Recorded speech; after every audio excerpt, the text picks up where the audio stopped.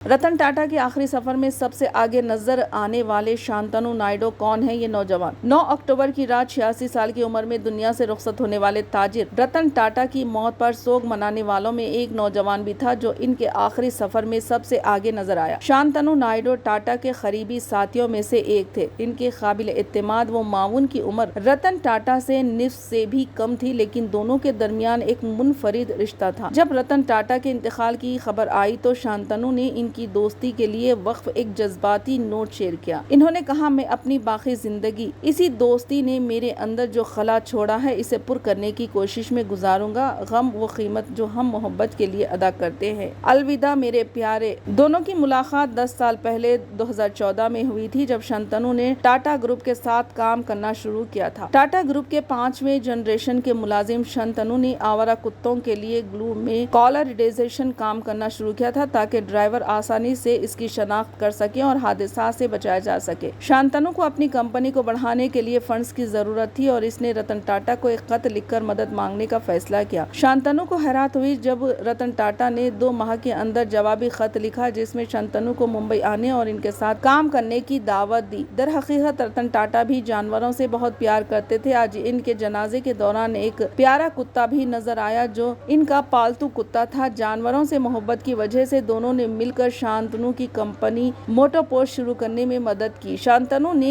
Good fellows के नाम से एक स्टार्टअप भी शुरू किया जो बूढ़े लोगों को नौजवान दोस्तों से जोड़ता है। इन्होंने वेबसाइट पर लिखा, मुझे नहीं मालूम कि ये कब शुरू हुआ, लेकिन मुझे बुजुर्गों के लिए हमेशा प्यार का एहसास रहा। पीछे मुड़कर देखकर मुझे एहसास होता है कि मेरे बहुत से दोस्तों के बाल चांदी के हैं और दिल सोने के हैं। एक साथ काम करने के बाद शांतनु और रतन टाटा अच्छे दोस्त बन गए, लेकिन जल्द ही शांतनु को MBA करने के लिए अमेरिका जाना पड़ा। ताहम इन्होंने टाटा से वादा किया कि वो अपनी तालीम मुकम्मल करने के बाद हिंदुस्तान वापस आएंगे और इनके लिए काम करेंगे। अपने वादे को बरकरार रखते हुए शांतनु ने रतन टाटा के असिस्टेंट बनने की पेशकश को कबूल कर लिया और इन्हें टाटा ट्रस्ट का मैनेजर भी मुकर्रर किया गया, जो इस ओहदे पर फायज होने वाले सबसे कम उम्र शख्स थे।